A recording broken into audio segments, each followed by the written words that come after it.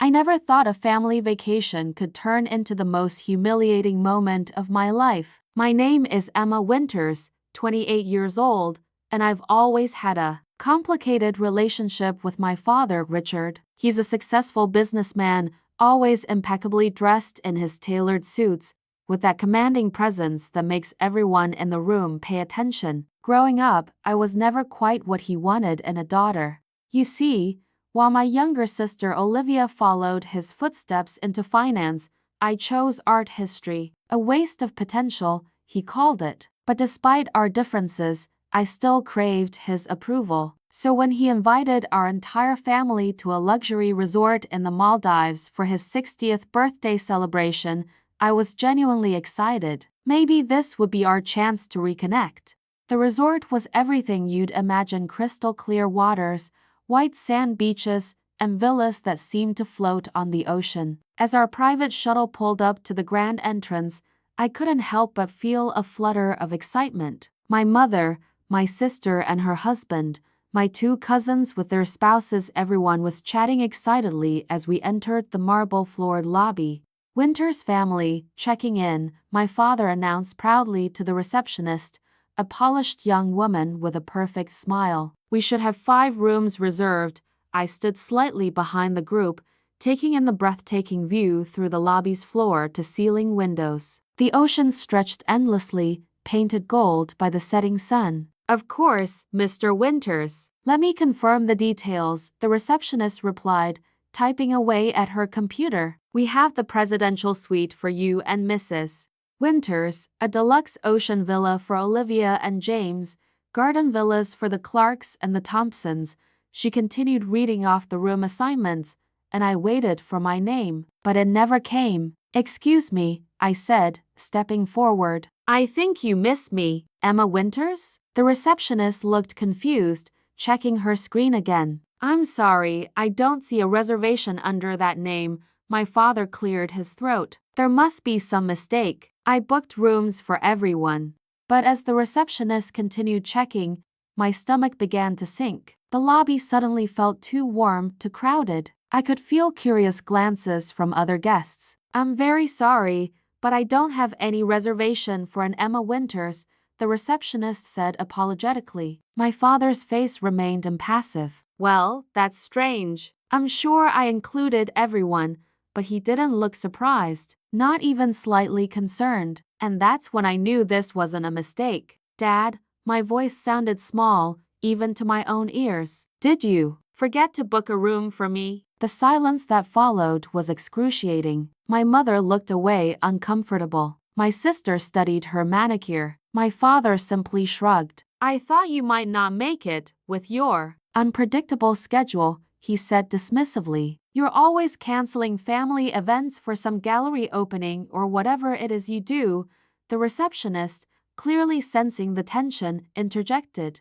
We're fully booked for the next 3 days due to the international conference, but I can check if there's anything available after that. 3 days? I repeated, my voice barely above a whisper. It's fine, my father said, waving his hand. Emma can stay with her mother and me until something opens up. Our suite has an extra sofa, in the corner of their room, like an afterthought. Like I was a college friend who had shown up unexpectedly, not his daughter who had been invited on this trip months ago. The humiliation burned through me as the receptionist handed out room keys to everyone else. My cousins avoided eye contact. My sister gave me a pitying look that somehow made everything worse. As we walked through the resort to our rooms, my father chatted with everyone about dinner plans as if nothing had happened. I trailed behind, wheeling my suitcase, feeling like a stray dog that had followed the family home. Don't make a scene, my mother whispered when she fell back to walk beside me. You know how he gets when he's challenged in public. Yes, I knew. Richard Winters didn't tolerate being contradicted, especially not by his disappointment of a daughter. But as we reached their suite and I saw the small sofa that would be my bed for the next 3 days, something inside me hardened. This wasn't just about a hotel room. This was about years of subtle put-downs, of being made to feel less than, of never measuring up. This was my father showing me, and everyone else, exactly where I stood in the family hierarchy. As I placed my suitcase in the corner of their opulent suite, I made a decision. This vacation wouldn't end the way my father expected. For once in my life, I wouldn't just smile and accept my place in his shadow. I just needed to be smart about it, patient, and above all, I needed to maintain my dignity, something my father had tried to strip away from me in that lobby. Because what he didn't know was that I wasn't the same pushover I'd been growing up. The art world had taught me something valuable. Appearances can be deceiving, and the most powerful moves are often made in silence. That first night was torture. I lay awake on the uncomfortable sofa, listening to my father's snores from behind the bedroom door. My mind raced with memories of similar oversights throughout my life: my graduation ceremony where he arrived late and left early, my first gallery showing where he spent the entire time on his phone, the countless family photos where he positioned me at the edge, as if I could be easily cropped out. By morning, I had formulated my approach. I wouldn't confront him, that never worked. I wouldn't cry or plead, that only reinforced his view of me as weak. Instead, I would respond with something he'd never expect from me: cold, calculated composure. At breakfast, I arrived before anyone else, dressed impeccably in a white linen dress I'd brought for a special dinner later in the week. I'd styled my hair perfectly and applied just enough makeup to look effortlessly elegant. When the server approached, I ordered coffee and asked about activities at the resort. "Good morning, Miss Winters," the server said. "Would you like to see our exclusive activities catalog? We have some experiences that aren't listed in the standard resort brochure." "I'd love that," I replied with a warm smile. By the time my family trickled in, I was deep in conversation with the resort's activities director, who had joined me at my invitation. We were discussing a private sunset cruise that was typically reserved for VIP guests. "Emma, you're up early," my mother said, surprise evident in her voice. "Just making the most of this beautiful place," I replied calmly. "Mark here was just telling me about their exclusive experiences. I've booked the sunset cruise for myself this evening." My father frowned slightly. "That sounds expensive," I smiled, taking a sip of my coffee. "It is, but fortunately, my latest commission from the Bergman Gallery came through last week. I can afford to treat myself." A flicker of surprise crossed his face. The Bergman Gallery was prestigious, and a commission from them was no small achievement. It was information I'd been saving to share at a special moment during the trip, but plans had changed. "I didn't know you were working with Bergman," my sister Olivia said, genuinely impressed. "There's a lot you don't know about my career," I replied, not unkindly. "Dad never asks, so I stopped mentioning it." The table fell silent. My father cleared his throat but said nothing.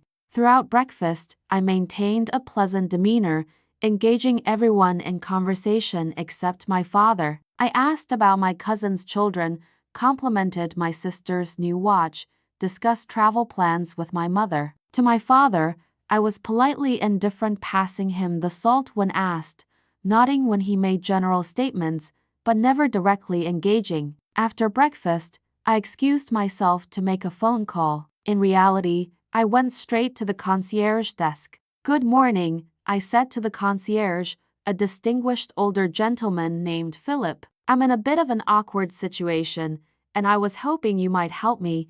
I explained what had happened, not as a complaint but as a simple statement of facts. "No tears, no drama, just a guest seeking a solution." "That's quite unfortunate, Miss Winters," Philip said, his expression professional but sympathetic. "While we are indeed fully booked for the next 3 days, I might be able to arrange something with our sister property on the neighboring island. It's a bit smaller but equally luxurious. Would that be of interest?" "That would be perfect, Philip. Thank you. There would be a water taxi fee, of course." "Of course. Not a problem." Within an hour, Philip had arranged everything.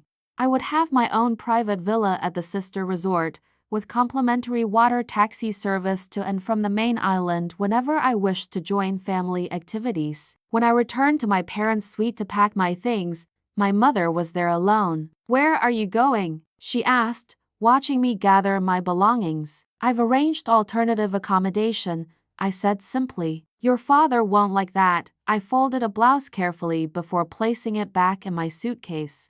I'm not doing it to upset him, Mom. I'm doing it because I deserve better than a sofa in the corner.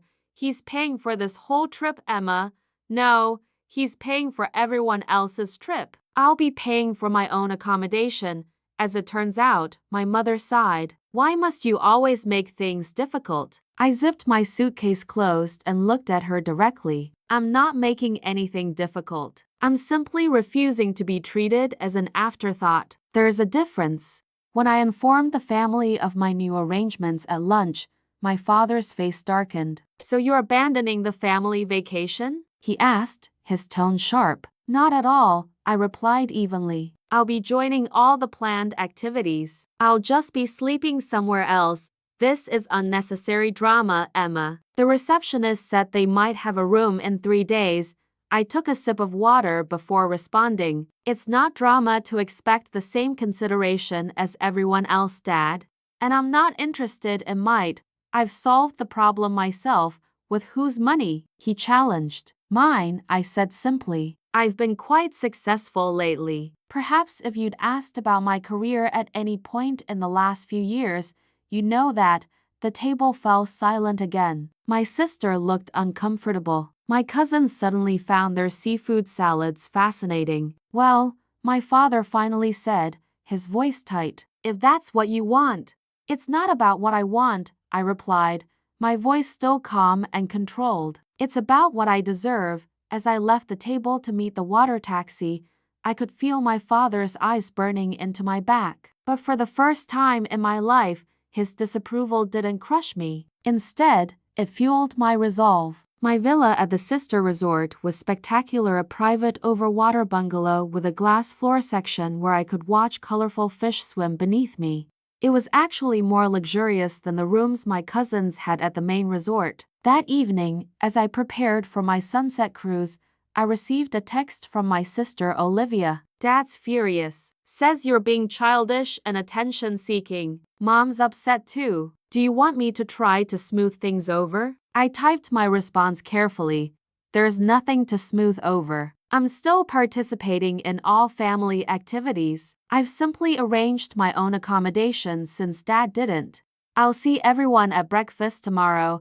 The sunset cruise was magical, just me and 2 other couples, sipping champagne as the sky turned from blue to pink to deep purple. The boat captain, an older local man named Kamal, asked about my family when he noticed I was alone. They're at the main resort, I explained. I'm staying at the sister property, Vilu Reef. Very exclusive. Many celebrities stay there for privacy, I smiled. I'm not a celebrity, just someone who values her own space. Sometimes the best journeys are the ones we take alone, he said wisely. That night, as I fell asleep to the gentle sound of waves beneath my villa, I felt a strange sense of peace. For years, I'd measured my worth through my father's eyes. Now, I was seeing myself through my own. The next morning, I arrived at the main resort for the scheduled family breakfast. Everyone was already seated, including my father, who barely acknowledged my arrival. Emma, you must tell us about your cruise, my cousin's wife exclaimed. Was it as amazing as they say? Before I could answer, the resort manager approached our table. Miss Winters, he said, looking at me. I wanted to personally apologize for the confusion with your reservation. As a gesture of goodwill, we'd like to offer you a complimentary spa package during your stay. My father's head snapped up. There's no need for that. She's found other arrangements. The manager looked confused. Oh, I was under the impression Miss Winters would be rejoining us when a room becomes available. Actually, I said smoothly, I'm quite comfortable at Vilu Reef. But I appreciate the gesture. Vilu Reef? My father's eyebrows shot up. Even he knew the reputation of the exclusive sister property. The manager smiled. An excellent choice. We'll ensure your transfers between properties are seamless for all family activities. After he left, my father leaned forward. Vilu Reef must cost a fortune. Is this some kind of point you're trying to prove? I buttered my toast calmly. No point, Dad. Just solving a problem by throwing money around. That's not like you. I met his gaze steadily. You don't actually know what's like me. That's the issue. The scheduled activity that day was a snorkeling expedition. As we gathered at the dock, I noticed several people from other families glancing at me and whispering. Apparently, word had spread about the daughter whose father hadn't booked her a room. As we boarded the boat, one of the resort staff approached me. Miss Winters, the marine biologist who's leading today's expedition, asked to speak with you. He's at the front of the boat. Curious, I made my way forward, aware of my family watching. The marine biologist, Dr. Nazier, was a distinguished-looking man in his 50s. Miss Winters, I understand you have a background in art history, he said after introducing himself. Yes, that's right. One of the staff mentioned you work with the Bergman Gallery. We're actually looking for someone to consult on an underwater sculpture installation we're planning as an artificial reef. Would you be interested in discussing it over dinner tonight? I was genuinely surprised and delighted. I'd be honored. When I returned to my family, my father was watching me with narrowed eyes. What was that about? Dr. Nazier wants to discuss a potential consulting opportunity with me. They're planning an underwater sculpture installation. My sister looked impressed. That sounds amazing, Emma. It does, agreed my cousin. How did he know about your work? Apparently, my name came up when the staff was discussing the Bergman Gallery. My father frowned. You're here for a family vacation, not business networking. I smiled slightly. I can do both, Dad. Just like you've done on every family vacation we've ever taken. That afternoon, as we snorkeled among vibrant coral reefs, I felt something shifting. My cousins asked genuine questions about my work. My sister invited me to join her for a drink later. Even my mother seemed to be seeing me with new eyes. Only my father remained distant, watching as the family dynamics subtly realigned. That evening, I dined with Dr. Nazier and two representatives from the resort's parent company. They were genuinely interested in my expertise on contemporary sculpture and how it could be adapted for marine environments. By the end of dinner, they had offered me a consulting contract that would require me to return to the Maldives quarterly for the next year. When I returned to the main resort to say goodnight to my mother, I found both my parents in their suite. My father was working on his laptop as usual. How was your business dinner? My mother asked. Wonderful. They've offered me a consulting contract for their underwater sculpture project. My father looked up from his laptop. A real contract? With actual money? The condescension in his voice would have crushed me a week ago. Now, it barely touched me. Yes, Dad. A six-figure contract, actually, plus travel expenses for quarterly visits. For the first time in my memory, my father looked genuinely surprised. 6 figures? For art consultation? For expertise, I corrected gently. Something I've spent years developing. While you were assuming I was wasting my potential, he closed his laptop slowly. I never said you were wasting your potential. You didn't have to say it. You showed it in 1,000 small ways, like not bothering to book a room for me on this trip. My mother interjected, Emma, I'm sure it was just an oversight. No, Mom, it wasn't. I turned back to my father. Was it, Dad? He had the decency to look slightly uncomfortable. I thought you might cancel at the last minute. You've done it before, once, for my gallery's opening night. 5 years ago. I shook my head, but it doesn't matter now. I've solved the problem, and in doing so, I've found an opportunity I wouldn't have had otherwise. As I turned to leave, my father called out, Emma. I paused at the door. The resort called me today. They have a room available now if you want it. I've already approved the charges to my account. 3 days ago I would have accepted, grateful for his belated acknowledgement. But not now. Thank you, but I'm happy where I am. The remaining days of our vacation fell into a new pattern.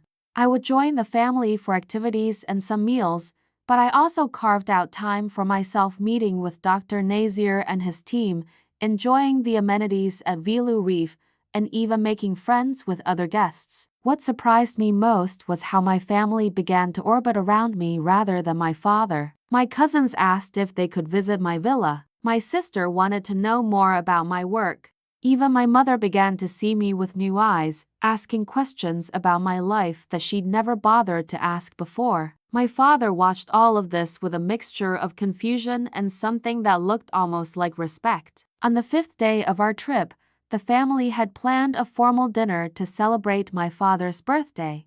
I arrived at the main resort's fine dining restaurant wearing a stunning blue dress I'd purchased at the Vilu Reef boutique, simple but elegant, the kind of understated luxury that spoke of confidence rather than showing off. As I approached our table, I noticed my father deep in conversation with an older gentleman in an expensive suit. "Emma," my father said as I approached, "this is Harold Kensington. He owns the resort chain."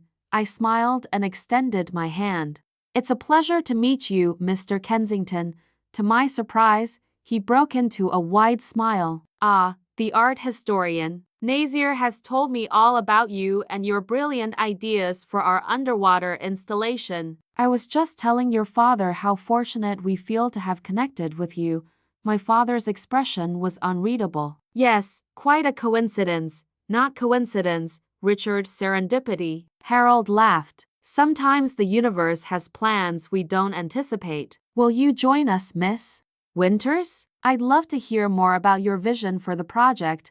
I glanced at my father, who nodded slightly. As I took the seat between them, I realized this was the first time my father had ever seen me treated as a peer by someone he respected. Throughout dinner, Harold directed most of the conversation toward me, asking insightful questions about my work and sharing stories of art installations he'd commissioned around the world. My father remained unusually quiet, watching our interaction with an expression I couldn't quite decipher. After dessert, when Harold excused himself to greet other guests, my father turned to me. "You've impressed him," he said, his voice neutral. "That wasn't my intention," I replied honestly. "I was just being myself." He nodded slowly, swirling the whiskey in his glass. "Perhaps that's what I've been missing." The table fell silent. My mother looked between us anxiously. My sister and cousins seemed to be holding their breath. "I didn't book your room," my father finally said, his voice low enough that only our table could hear. "It wasn't an oversight." I met his gaze steadily. "I know, I thought you needed to learn that the world doesn't accommodate people who don't take charge of their own lives." He looked down at his glass. "I didn't expect you to handle it the way you did. You expected me to make a scene, or cry, or beg to stay in your room." He nodded slightly. "Instead, you found a better solution than I could have arranged myself." Coming from my father, this was as close to an apology as I'd ever heard. "I've never needed you to solve my problems, Dad," I said quietly. "I've only needed you to believe I could solve them myself." Something shifted in his expression, a realization, perhaps, of how fundamentally he had misunderstood me all these years. "To Richard," my mother said quickly, raising her glass. "Happy birthday, darling." Everyone joined the toast. The moment of vulnerability safely passed. But something had changed between my father and me, something fundamental and irreversible. The next morning, I received a message from the main resort's front desk. When I arrived, the manager handed me an envelope. "This was left for you, Miss Winters." Inside was a key card and a note in my father's distinctive handwriting. "Emma, room 415 is yours for the remainder of the trip, should you want it. No strings attached. Your arrangements at Vilu Reef have been extended as well. The choice is entirely yours." "Dad," I stood in the lobby, turning the key card over in my hand. For the first time in my life, my father was giving me a choice without judgment, without expectation. That afternoon, as I packed my things at Vilu Reef, I reflected on the journey of the past week. I had arrived as the forgotten daughter, the family disappointment. I was leaving as a woman who had commanded respect not by demanding it, but by quietly knowing she deserved it. I took the water taxi back to the main resort and made my way to room 415. It was a beautiful suite with an ocean view, every bit as luxurious as my villa had been. On the table was a bottle of champagne and another note.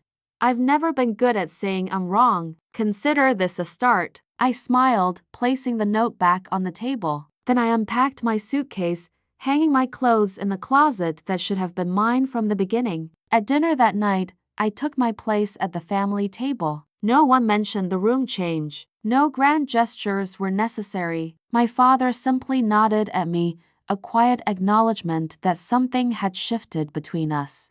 I've been thinking, he said as we finished our meal, that I should visit New York next month. Perhaps you could show me this gallery of yours.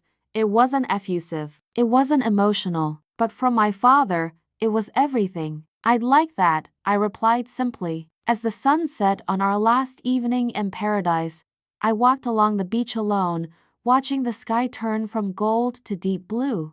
The humiliation of that first day seemed distant now, transformed into something unexpected, a catalyst for change. My father had intended to teach me a lesson about taking charge of my life. In the end, I had taught him something far more valuable, that the power to define my worth had never been his to give or take away.